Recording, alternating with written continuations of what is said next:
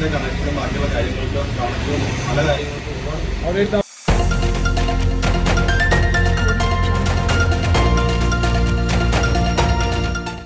തിരൂരങ്ങാടി മുനിസിപ്പാലിറ്റിയിലെ 38 ഡിവിഷനുകളിലെ ഗ്യാസ് ഉപഭോക്താക്കൾക്കായി ഗ്യാസ് മസ്റ്ററിംഗ് ക്യാമ്പ് സംഘടിപ്പിച്ചു.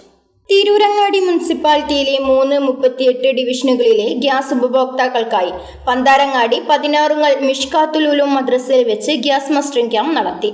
ചടങ്ങിൽ division councillor P K Abdul Azeez അധ്യക്ഷത വഹിച്ചു. Tirurangadi taluk headquarters hospital superintendent doctor Prabhudas ഉദ്ഘാടനം ചെയ്തു. 500ഓളം വീട്ടുകാർക്ക് മസ്റ്ററിംഗ് ചെയ്യാൻ കഴിയുമെന്ന് division councillor P K Abdul Azeez പറഞ്ഞു.